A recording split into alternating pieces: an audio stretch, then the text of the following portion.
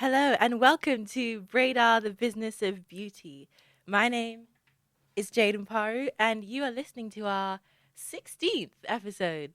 Yeah, I believe we're on episode 16 now, which is really crazy. Like, can you believe that just in October we started this journey of exploring what different fashion and beauty brands can do in terms of innovation, in terms of customer acquisition, retention, and just really engaging with Gen Z audiences, and also really analyzing and deconstructing those pillars of what I think are like the the teenage experience or the youth experience today, like aesthetics, like algorithmic feeds, like YouTube, Pinterest, TikTok, just really kind of stepping back and looking at it from both sides, like the people who are engineering the the content and the people who are consuming, and then the brands that want to leverage that. It's like a really interesting multi-directional relationship.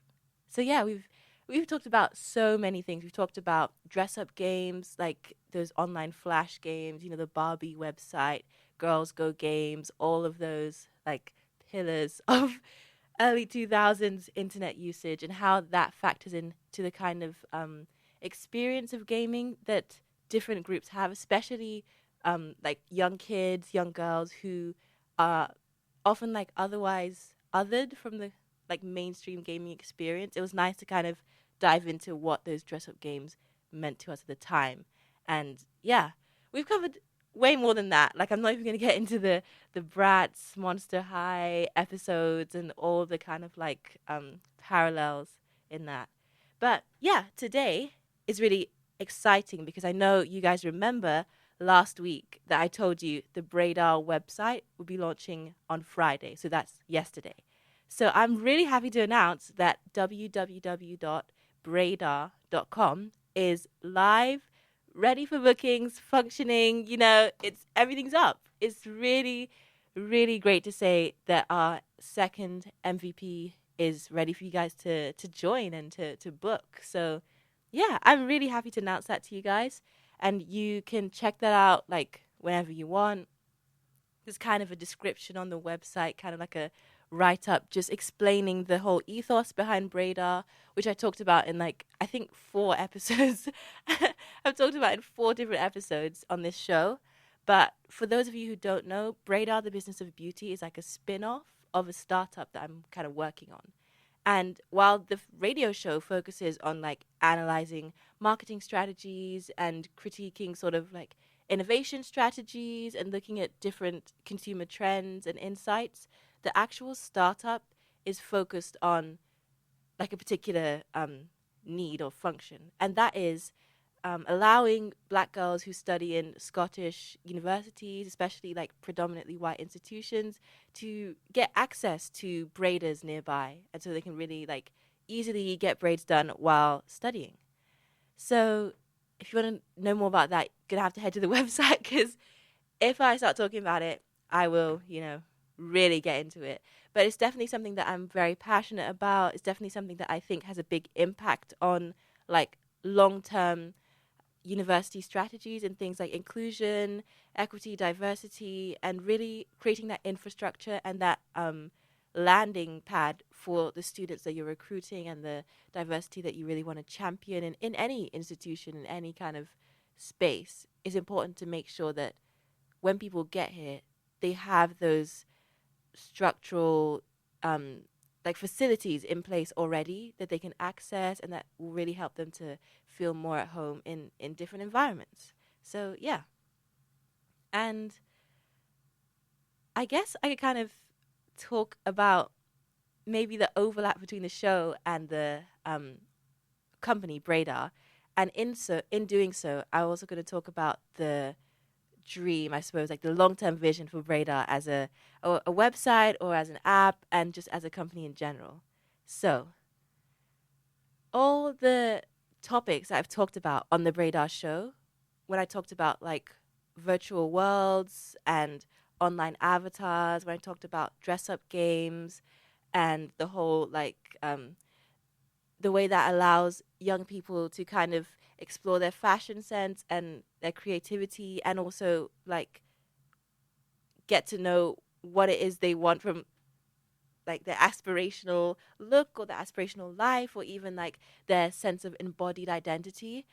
All the things I talked about in terms of brand activations and in-person events, and how that really helps to tie together and fuse that community that's building around your brand.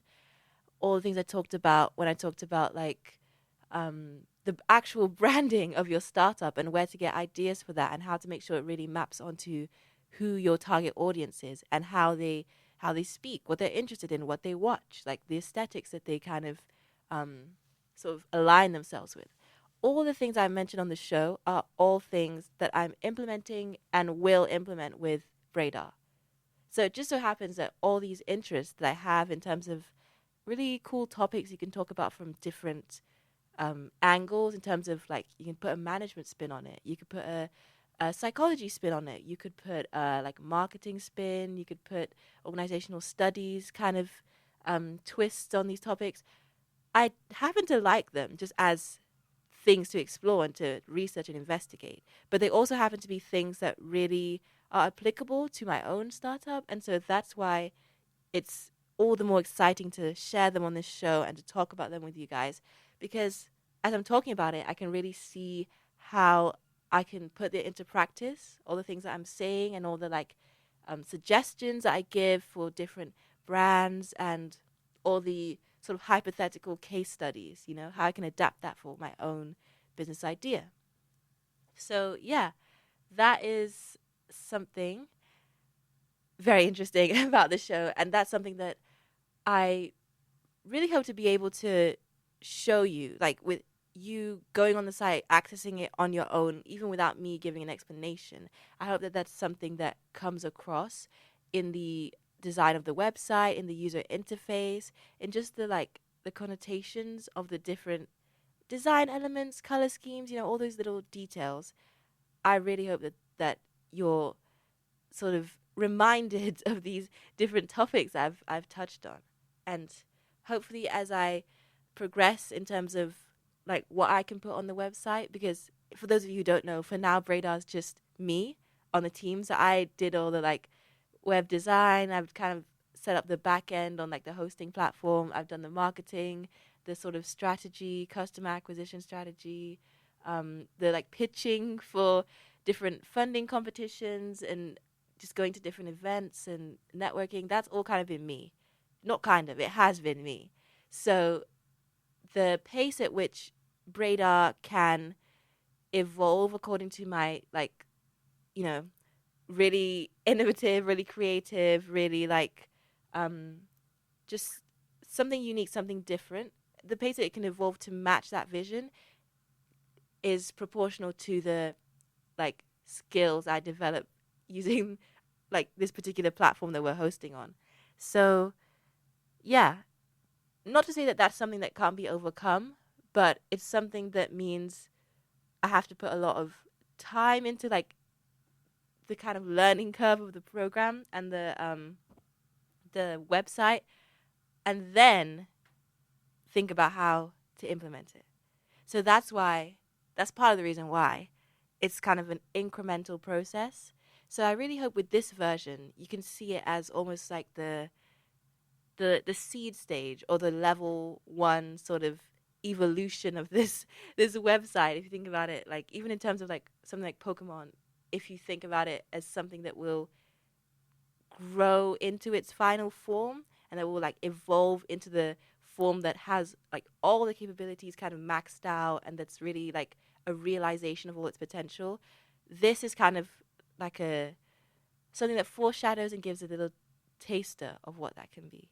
So yeah, I think for the future, although BRAIDAR is really focusing on braids for now, and BRAIDAR, as I said in like last week's episode and other episodes, and which you see on the website, it's a concierge service. So instead of like if you think about personal shoppers, right? You go to them with a request like, oh, I want these loafers, I want this bag, I want this particular like blouse that was in, I don't know, this particular show 20 years ago and hasn't been seen like on sale or seen in the wild since. I want this very particular, very, from the customer's point, inaccessible thing.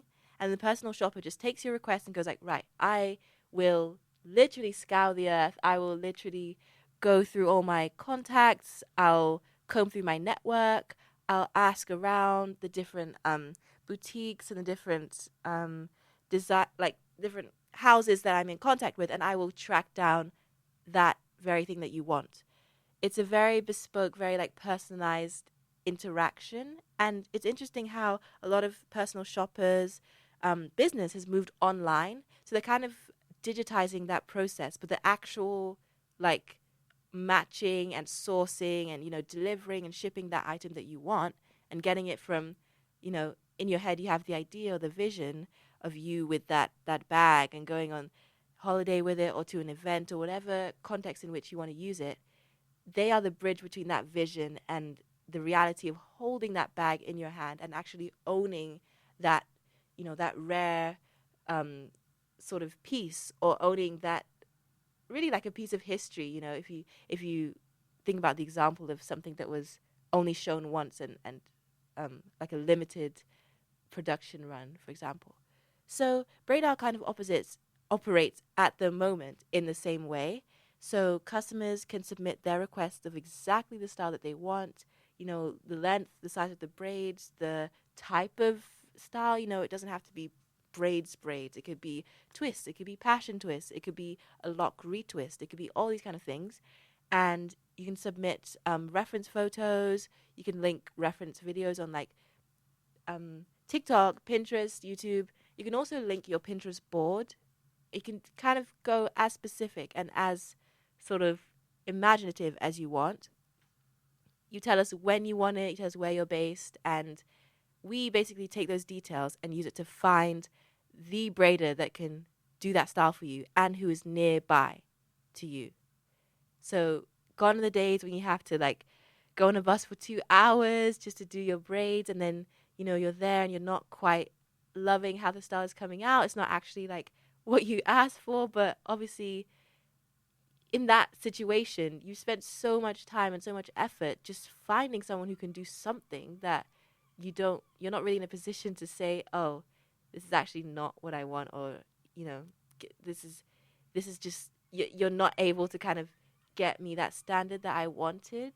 Which isn't to say you're not grateful, but if you're paying something, especially like upwards of £50, you do want it to come out how you want. And so, yeah, BRAIDAR is just that kind of service for you. It's bringing that element of a hyper personalized and hyper sort of focused on what you want, rather than you always having to conform to restrictions that are placed on you for whatever reason, be it like geographical reasons, be it just like availability reasons, be it like the lack of knowledge of like other stylists in different areas. BRAIDAR's really trying to flip the script on that and be like, hey, we are, we're a customer base who's as deserving of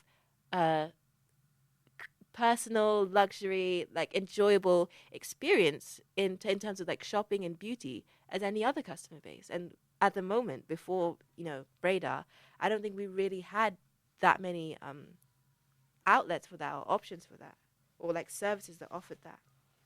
So that's what I really want to do in the short term. And from the web design and the backgrounds and the colors, you can kind of see that I'm really trying to evoke that sense of a boutique, of a very sort of almost like a department store or some kind of like members club, and using the backgrounds and the design to evoke a physical sense of that. So like when you're on the site, you feel like you're in that some kind of personal dressing room or personal hairdressing like studio. You feel like you're in that department store where you expect that level of service in terms of high quality, sort of attentive, really like going above and beyond, that kind of level of service. So I really want people to get a sense of that through the design. And in the future, I really want to embed the actual interface in that vision of like a department store, in that vision of like being physically immersed in a virtual space. So So you can kind of see how I'm drawing on those ideas of like the dress up games and the virtual world, because one thing I really want to incorporate is avatars in the BRAIDAR sort of interface. And I guess in the broadest sense, if you can think of those dress up games where you've got like the clothes are on one side of the screen, right? Like almost like a, sometimes it's a closet, but often it's like a box with the clothes side sort of like there, and the avatar's on the other side, and the background is often like maybe the room of the character, or it's some kind of like, you know, studio or behind the scenes sort of space where you can really contextualize the actions that you're doing. So if you're dressing up a character, the background allows you to contextualize it in the sense of like, are they in their dorm? Are they in their bedroom at home? Are they behind the scenes in a like a what's it called? Fashion show. Yeah, that's the word. Are they behind the scenes like about to go on the catwalk? Like, what is the context in which you're dressing up this character? And that informs, you know, the clothes that you end up picking for them. That informs like the story that you craft around that action, which is like playing a dress up game, right? I've talked about this in depth in the dress up game episodes. I won't really get into like the materiality of it or the like um the sort of how you're engaging with it in this sort of really deep um behavioral level. But I will say that I really want to, in the future, have Braidar's interface map onto those, you know, those behavioral things, onto those actual like layout designs, in that you've got your avatar that you can customize, and that you can, you know, for example, you can select the hair, the different hairstyles, and those hairstyles that you select for your avatar are actually things that are bookable in real life. So the kind of visual representations of some of the styles that you can book in real life for yourself on Braidar. And so you can see like how I'm drawing on way back in, I think, November or October, episode 3 of Braidar, when I talked about this whole trend of digital beauty, which a lot of brands like Prada, like Elf, like so many different beauty brands are, like beauty and fashion brands are looking to the metaverse and to things like even like Roblox to do these kind of physical slash digital, like that's where the word digital comes from, physical slash digital representations of their products that function as pipelines for people to buy their products in real life. So you can buy the product for your avatar, like you can buy a Gucci bag for your Roblox avatar, but you can also buy that bag in real life.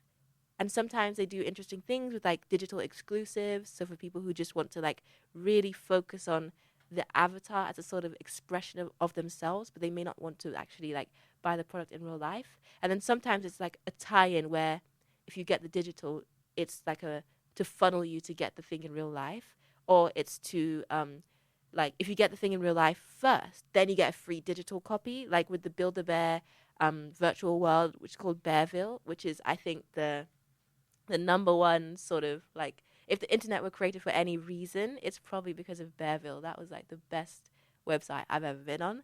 But yeah, I really want to do something like that where you have an outlet for your creativity on Braidar, not just in terms of like it's a way for you to access your aspirational looks and achieve that aspirational self. Like, you know, 2 episodes ago, I was talking about Pinterest and how people create boards of the life that they want to live and the look that they want to have.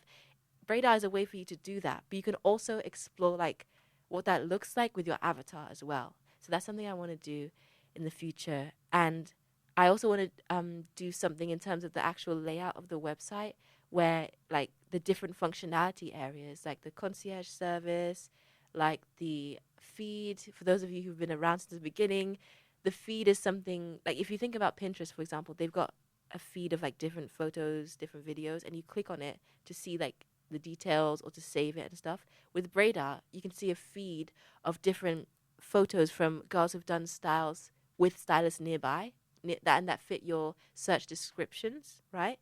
And you can click on those photos to book that exact style with that exact stylist, you know? So it's not a case of like you you know, you're assured that that stylist can do the style and that that stylist is near you. So you don't have to face the disappointment of like, at the moment, if you go on Pinterest or Google, you click on the picture you like, you're like, oh, I would love to have this, but the person is in, I don't know, Cape Town, you know? Like, you can't actually get that exact thing which your imagination is really latched onto and which is really like captured your sort of like sense of anticipation and sense of like, oh, I would love to have this. But with BRAIDAR, you can really get that exact thing. So going back to the interface and the layout, I would really love to have a thing where the different rooms correspond to these different functions, right? Like concierge service, like the feed, like the page where you post your pictures, the page where you book directly with like a stylist that you've used before on BRAIDAR. So it's almost like through your avatar, you are exploring more of the department store, right? And different areas of the boutique that can offer you different things. Because I think, again, with e-commerce becoming more of a standard for offerings in terms of like it's expected for a lot of brands, especially in the direct-to-consumer space, to have an online presence and a way for consumers to access their products online. And especially for Gen Z, like if your target audience happen to be in Gen Z, I think it's important for one, for you to actually have that online e-commerce like capability, but two, I think it's important to be innovative in it, you know, because that's one way that you can stand out from your competition. Like for example, there are some like hair styling booking platforms out there that in in terms of like our strategy, I would consider them our competition, but in terms of execution and in terms of user interface and in terms of like just the way in which you interact with the same core function and the same like job to be done, which is to get a hairstyle, is completely different to BRAIDAR. I really want BRAIDAR to have a sense of the experiential, a sense of like a virtual world, a sense of you feeling affinity for like just the environment in which you can buy stuff. Because I think that's something that a lot of in-person physical stores are getting right at the moment nowadays. So I talked about in that episode about in-person brand activations. Like you can see the if you know what this thing called Coachtopia, which is basically Coach's like Gen Z focused circular fashion sort of line or brand, and they're really good at pop-ups. They're really good at things that engage that community that's really into like reselling, thrifting, buying secondhand Coach stuff. So like legacy brands and like established brands are they are rethinking and innovating how they use physical spaces, not just for like straight up retail, but for like community experiences, for things that are memories that you can make that the brand is sort of embedded into in them being the facilitators and the hosts of those like activities and events. So that's something I want to do on our website and in real life as well. But that's in the that's in the strategy like for customer acquisition and especially for the rest of this year. But I'm not going to go into that because that is a very, very long Word document. I'm just going to focus on the vision aspect of like BRAIDAR's strategy. So yeah, that's something I really want to do. And that's something that I think could be really, really cool. Because as I talked about in the dress up game episode, we're already seeing people like doing this in a DIY fashion, right?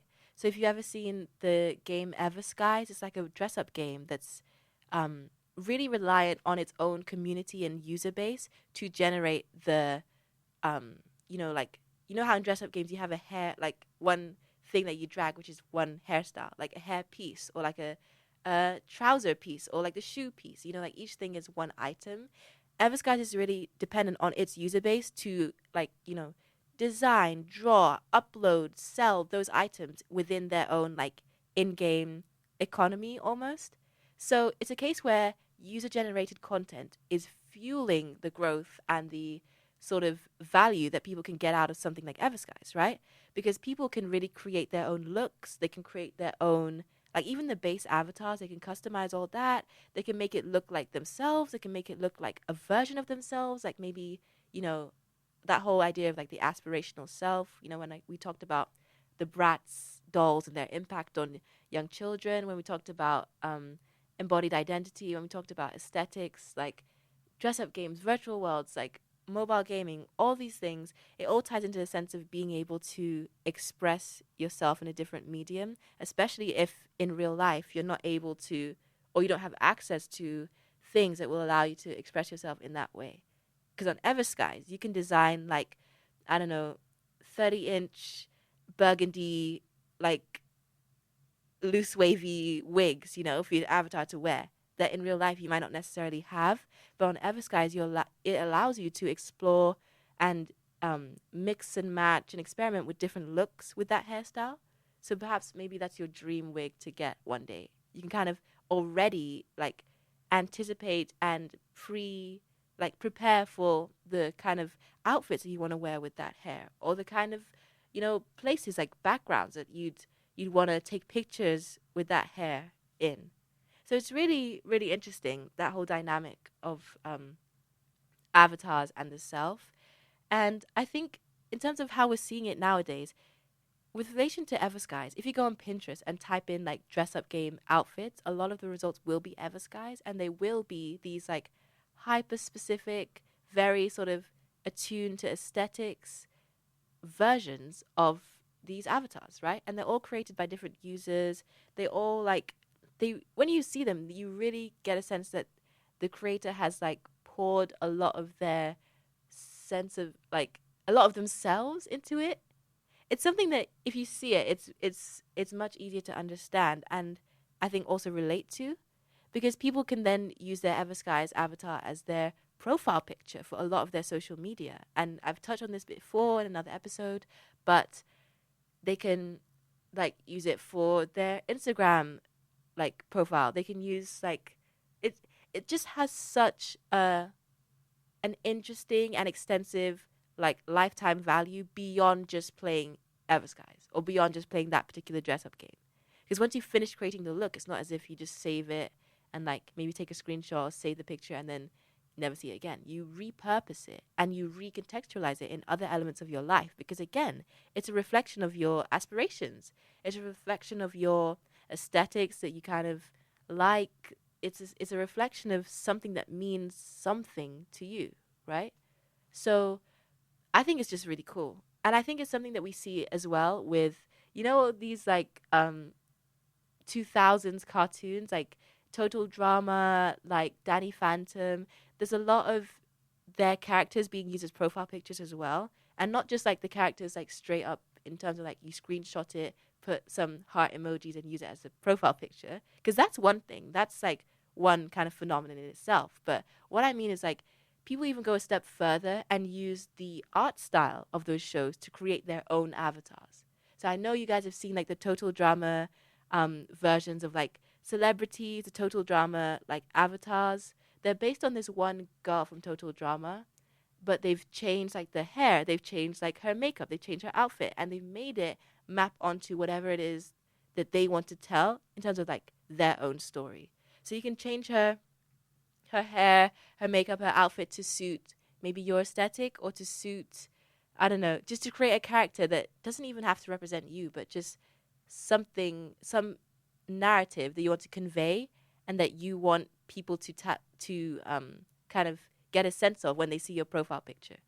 So it's really interesting how that art style in itself and that one girl has become, in a sense, like an avatar sort of base, or like the mannequin almost in those dress up games, and people are really like tweaking it and just making it their own and using it to convey something about themselves.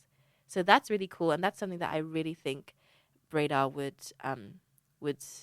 benefit from tapping into, because again, as I said in the aesthetics episode, in the episode about like how to find your target audience and how to make sure your startup is like really speaking to your target audience, think about the context in which people are using these things, or the context in which this consumer trend has popped up.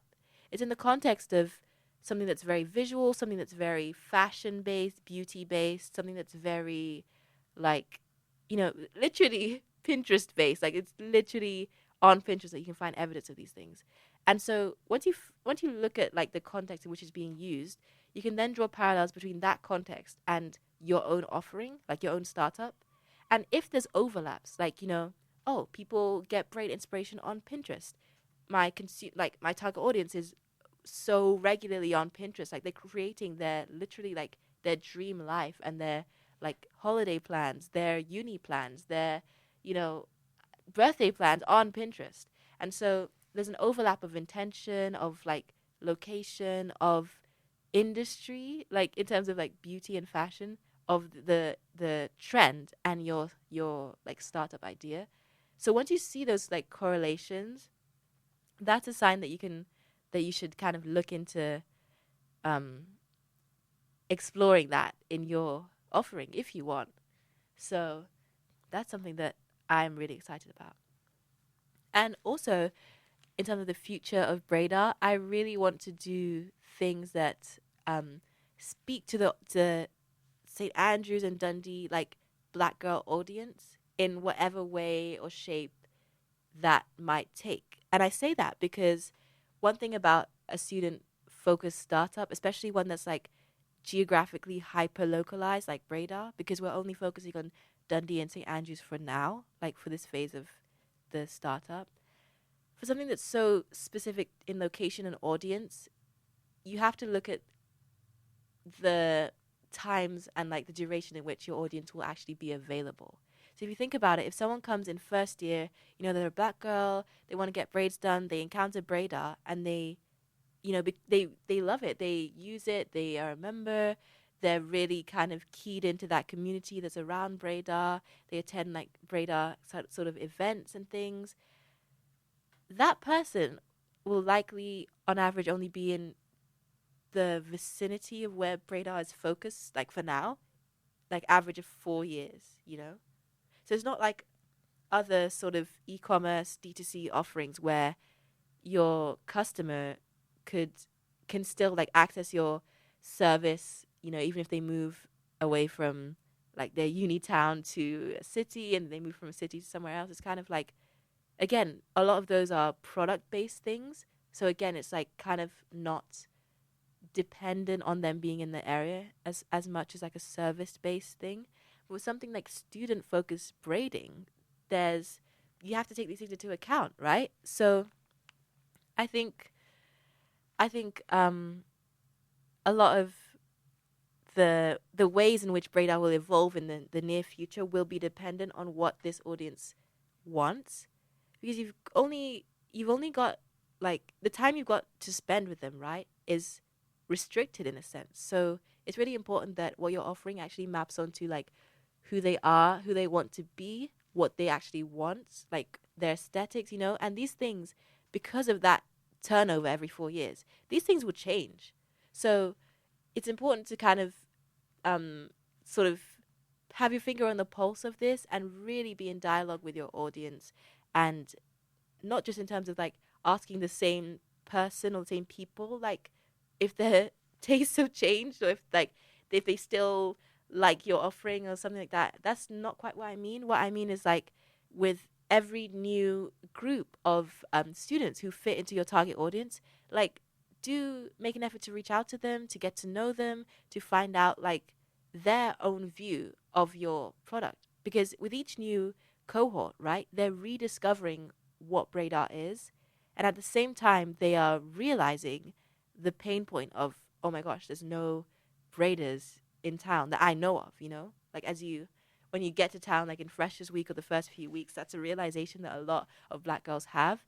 So this occurrence is like happening and recurring every year. So you really have to be like positioned there and be like available, attentive, welcoming, friendly for each cohort that goes through that like cycle.